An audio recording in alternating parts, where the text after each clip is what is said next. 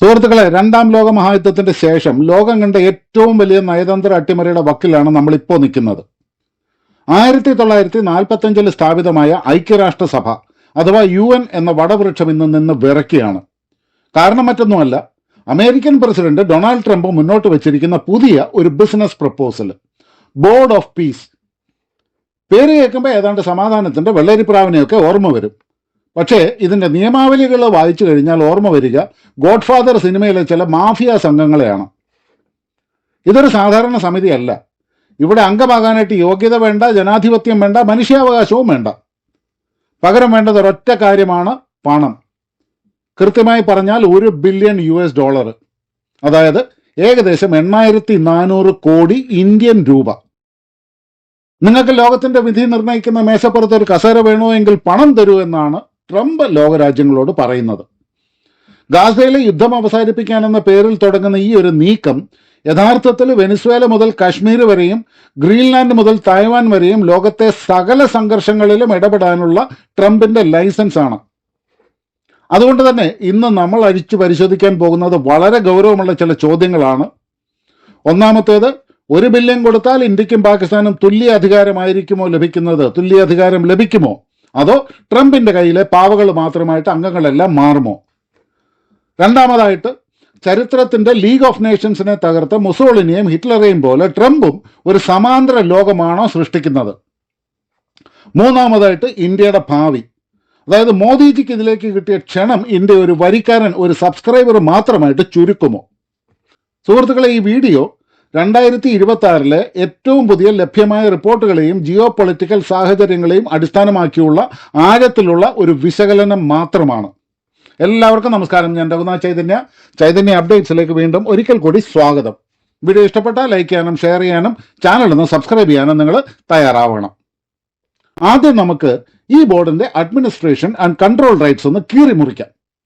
Bloomberg അടക്കമുള്ള മാധ്യമങ്ങൾ പുറത്തുവിട്ട വിവരങ്ങൾ പ്രകാരം ഇതൊരു ജനാധിപത്യ സംവിധാനമല്ല, ഇതൊരു പക്ക പ്രൈവറ്റ് ലിമിറ്റഡ് കമ്പനിയാണ്. അതിൽ ആദ്യം വരുന്നത് chairman and supreme authority Donald Trump ആണ്. അധികാരം, വീറ്റോ പവറുള്ള ഒരേ ഒരു വ്യക്തി. ഇനി ഫണ്ട് കൺട്രോളിന്റെ കാര്യത്തിലേക്ക് വരികയാണെന്നുണ്ടെങ്കിൽ അംഗരാജ്യങ്ങൾ നൽകുന്ന ബില്യൺ കണക്കിന് ഡോളർ എങ്ങോട്ട് വകമാറ്റണമെന്ന് തീരുമാനിക്കുന്നത് ചെയർമാൻ ഒറ്റയ്ക്കാണ്. ഓഡിറ്റിംഗ് ഇല്ല, ചോദ്യങ്ങളില്ല. പിന്നെ വരുന്നതാണ് ഒരു എക്സിക്യൂട്ടീവ് ബോർഡ്. ഇവിടെയാണ് ട്രംപിന്റെ വിശ്വസ്തർ വരുന്നത്. അതിൽ ആദ്യമായിട്ട് ജാരഡ് കുഷ്ണർ, മറ്റാരുമല്ല, സ്വന്തം മരുമകൻ തന്നെയാണ്. മിഡിൽ ഈസ്റ്റിലെ സമാധാന ദൂതൻ എന്നൊക്കെ വേണമെങ്കിൽ ഇദ്ദേഹത്തിനെ വിളിക്കാം. കാരണം പാലസ്തീനെ സമ്പൂർണ്ണമായിട്ടും ഒഴിവാക്കി ഇസ്രായേലിന് അനുകൂലമായ ഒരു അബ്രഹാം അക്കോർഡ് ഉണ്ടാക്കിയ ബുദ്ധികേന്ദ്രമാണ് ഈ ജാരഡ് കുഷ്ണർ. പിന്നെ നമുക്ക് കാണാൻ സാധിക്കുന്നത് മാർക്കോ റൂബിയോ, ഇപ്പൊ അമേരിക്കയുടെ ഒരു സ്റ്റേറ്റ് സെക്രട്ടറിയാണ്. ചൈനയുടെയും ഇറാന്റെയും കടുത്ത വിമർശകനുമാണ്. പിന്നെ വരുന്നത് മുൻ UK പ്രധാനമന്ത്രിയായിട്ടുള്ള ടോണി ബ്ലെയർ. ടോണി ബ്ലെയറിന്റെ പ്രത്യേകത എന്താണെന്ന് വെച്ച് കഴിഞ്ഞാൽ ഇറാഖ് യുദ്ധകാലത്തെ കുപ്രസിദ്ധമായ നിലപാടുകൾക്ക് അങ്ങേയറ്റം പേര് കേട്ട വ്യക്തിത്വം. പിന്നെ അജയ് ബംഗ, ലോക ബാങ്കിന്റെ ഇപ്പോഴത്തെ ഗവർണർ. സാമ്പത്തിക ഇടപാടുകൾക്ക് ഒരു നിയമസാധുത, ലെജിറ്റിമസി നൽകാനായിട്ട് വേണ്ടിയിട്ട് മാത്രം അജയ് ബംഗയും ആ ഗ്രൂപ്പിൽ ഉൾപ്പെടുത്തിയിട്ടുണ്ട്. പിന്നെ വരുന്നതാണ് അംഗരാജ്യങ്ങൾ. ഇത് ആരൊക്കെയാണെന്ന് ചോദിച്ചു കഴിഞ്ഞാൽ സബ്സ്ക്രൈബേഴ്സ് മാത്രം. അപ്പോൾ 2 തരം അംഗത്വമാണ് ഇതിലുള്ളത്. ടയർ 1 എന്ന് പറയുന്നത് പ്രീമിയം അംഗത്വമാണ്. അതായത് $1 ബില്യൺ നൽകുന്നവർ. ഇവർക്ക് സ്ഥിരാംഗത്വം ലഭിക്കും. പക്ഷെ വോട്ടവകാശമുണ്ടോ? ഇല്ല. പിന്നെയോ, ഇവർക്ക് അഭിപ്രായം പറയാം. പക്ഷെ തീരുമാനം ട്രംപിൻ്റെതാണ്. പിന്നെ വരുന്നതാണ് ടയർ 2 കാറ്റഗറി. അതായത് ട്രംപ് ക്ഷണിക്കുന്നവർ. ഇവരുടെ കാലാവധി വെറും 3 വർഷത്തേക്കാണ്. പണം നൽകിയില്ലെങ്കിൽ എപ്പോൾ വേണേലും പുറത്താക്കപ്പെടാം. അപ്പോൾ ഈ സ്ട്രക്ചറിനെയൊക്കെ മൊത്തമായിട്ടൊന്ന് അനലൈസ് ചെയ്ത് കഴിഞ്ഞാൽ നമുക്ക് കാണാൻ കഴിയുന്ന ഒരു കാര്യം, ഇതൊരു ബോർഡല്ല, ഒരു രാജസഭയാണ്.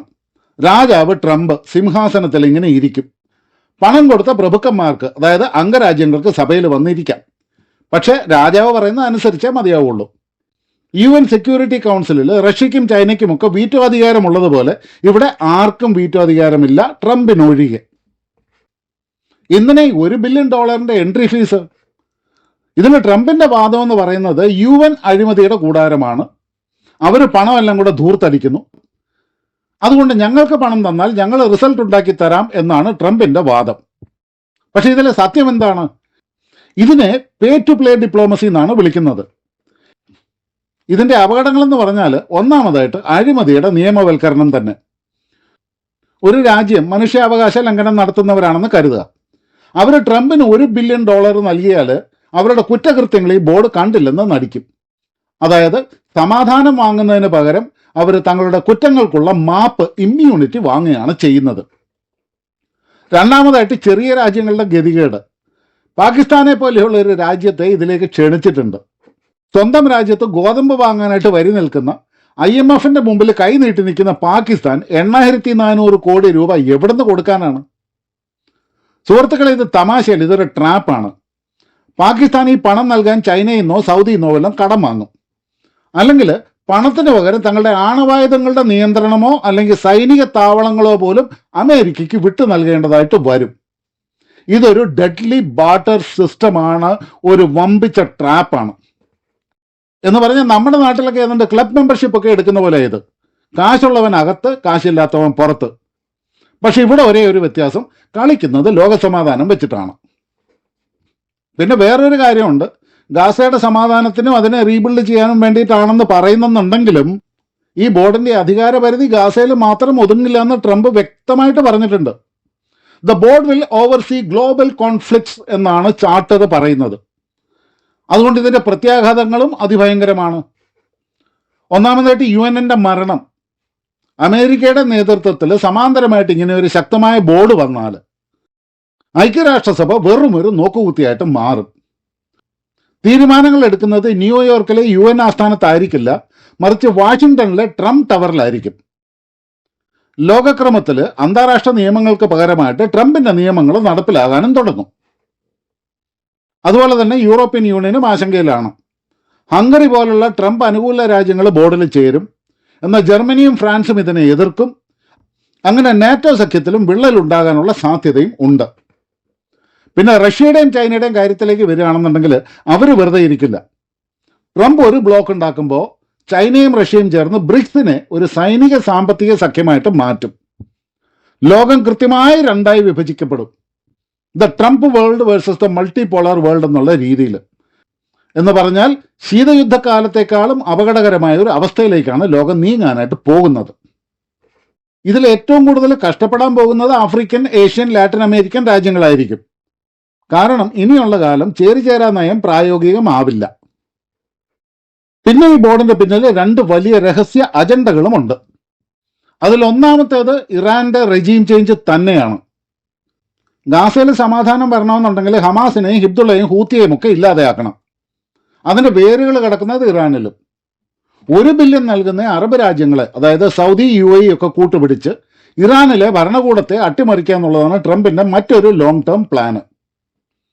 1953 എണ്ണയ്ക്ക് വേണ്ടി CIA ഇറാനിൽ അട്ടിമറി നടത്തിയതുപോലെ 2026 സമാധാനത്തിന്റെ പേരിൽ മറ്റൊരു അട്ടിമറി. രണ്ടാമത്തെ അജണ്ട ഗ്രീൻലാൻഡാണ്, അതായത് അവിടുത്തെ വിഭവങ്ങളുടെ കൊള്ള. ട്രംപ് 2019 ഗ്രീൻലാൻഡ് കാശ് കൊടുത്ത് വാങ്ങാനായിട്ടൊന്ന് ശ്രമിച്ചിട്ടുണ്ടായിരുന്നു. ഇപ്പോൾ ഈ ബോർഡ് വഴി അത് സാധിച്ചെടുക്കും. അങ്ങനെ ഗ്രീൻലാൻഡിലെ അപൂർവ ധാതുക്കൾ, റെയർ എർത്ത് മിനറൽസ് ചൈനയ്ക്ക് വിട്ടുകൊടുക്കാതിരിക്കാൻ വേണ്ടിയിട്ട് ആഗോള സുരക്ഷയ്ക്കെന്നുള്ള പേരിൽ ഗ്രീൻലാൻഡിന്റെ നിയന്ത്രണം ഈ ബോർഡ് ഏറ്റെടുക്കും. ഇതിനെയാണ് കോർപ്പറേറ്റ് കൊളോണിയലിസം എന്ന് വിളിക്കുന്നത്. പഴയ കാലത്ത് പായ്ക്കപ്പലുകളിൽ വന്ന് നാട് പിടിച്ചെങ്കിൽ ഇന്ന് ബോർഡ് ഓഫ് പീസ് എന്നുള്ള പേരിൽ വന്ന് വിഭവങ്ങൾ കൊള്ളയടിക്കുന്നു. അത്രയേ ഉള്ളൂ വ്യത്യാസം. ഇതിന് ഭൂതകാലത്തെ ചില ഏകാധിപതികളുടെ തന്ത്രങ്ങളുമായിട്ട് വല്ലാതെ സാമ്യം പുലർത്തുന്നുണ്ട്. ഉദാഹരണമായിട്ട് ലീഗ് ഓഫ് നേഷൻസിന്റെ തകർച്ച. 1930കളിൽ മുസോളിനിയും ഹിറ്റ്ലറും ലീഗ് ഓഫ് നേഷൻസിനെ, അതായത് ഇന്നത്തെ UN-ന്റെ മുൻഗാമിയെ പുച്ഛിച്ച് തള്ളി. അവർ അന്താരാഷ്ട്ര നിയമങ്ങളെ ബഹുമാനിച്ചില്ല. ട്രംപ് ഇന്ന് UN-നെതിരെ ചെയ്യുന്നതും ഇത് തന്നെയാണ്. അന്താരാഷ്ട്ര നിയമങ്ങളല്ല, എൻ്റെ നിയമങ്ങളാണ് വലുതെന്നുള്ള പ്രഖ്യാപനം. ഏകാധിപതികൾ എല്ലായ്പ്പോഴും സ്ഥാപനങ്ങളെ തകർത്ത് അധികാരം തങ്ങളിലേക്ക് കേന്ദ്രീകരിക്കും. ഇവിടെയും ബോർഡ് ഓഫ് പീസ് എന്നുള്ളത് അമേരിക്കൻ ഗവൺമെന്റിന്റെ സ്ഥാപനമല്ല, മറിച്ച് ട്രംപ് എന്ന വ്യക്തിയുടെ ഒരു സ്ഥാപനമാണ്. അമേരിക്കയുടെ സ്റ്റേറ്റ് ഡിപ്പാർട്ട്മെന്റിനെ പോലും മറികടന്നിട്ടാണ് ട്രംപ് കാര്യങ്ങൾ നേരിട്ട് തീരുമാനിക്കുന്നത്. $1 ബില്യൺ എന്ന് പറയുന്നത് ഒരു ഫീസ് മാത്രമല്ല, അതൊരു വിധേയത്വ പ്രഖ്യാപനമാണ്. എനിക്ക് പണം തരുന്നവർ മാത്രം എൻ്റെ കൂടെ നിന്നാൽ മതി എന്നുള്ള മാഫിയ സ്റ്റൈല്. ഹിറ്റ്ലറും മുസോളിനിയും ഒക്കെ ലോകത്തെ യുദ്ധത്തിലേക്ക് നയിച്ചതും ഇതേപോലെയുള്ള ഏകപക്ഷീയമായ നീക്കങ്ങളിലൂടെ തന്നെയായിരുന്നു. ട്രംപിന്റെ സമാധാന ബോർഡ് എന്ന് പറയുന്നത് യഥാർത്ഥത്തിൽ ഒരു മൂന്നാം ലോക മഹായുദ്ധത്തിനുള്ള വിത്തുകൾ പാകുകയാണോ എന്ന് പോലും നമ്മൾ ഭയക്കേണ്ടിയിരിക്കുന്നു. ഇവിടെയാണ് ഇന്ത്യയുടെ പങ്ക് നിർണായകമാകുന്നത്. നമ്മുടെ പ്രധാനമന്ത്രി മോദിയെയും ട്രംപ് ഫൗണ്ടിംഗ് മെമ്പർ ആകാൻ വേണ്ടി ക്ഷണിച്ചിട്ടുണ്ട്.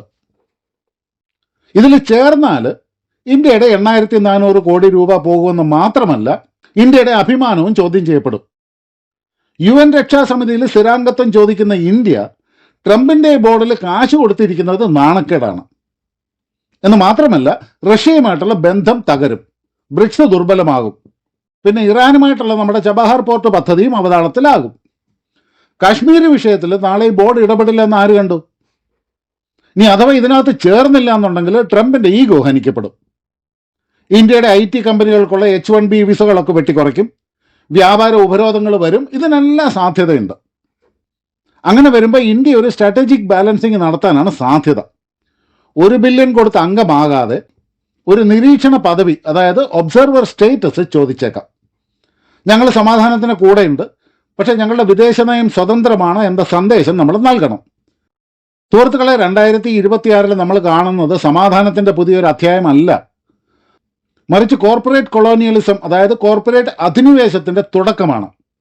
പണമുള്ളവൻ നിയമമുണ്ടാക്കുകയും പണമില്ലാത്തവൻ അത് അനുസരിക്കുകയും ചെയ്യുന്ന ഒരു ലോകം.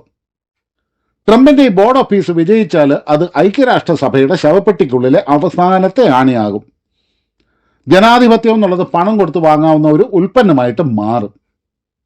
ഇന്ത്യ ഈ $1 ബില്യൺ കെണിയിൽ വീഴണോ അതോ തല ഉയർത്തിപ്പിടിച്ച് സ്വന്തം വഴിയിൽ നടക്കണോ? ചിന്തിക്കുക. നിങ്ങളുടെ അഭിപ്രായങ്ങൾ താഴെ കമന്റ് ചെയ്യുക. വീണ്ടും മറ്റൊരു വീഡിയോ ആയിട്ട് കാണാം സുഹൃത്തുക്കളെ. എല്ലാവർക്കും നന്ദി, നമസ്കാരം, ജയ് ഹിന്ദ്.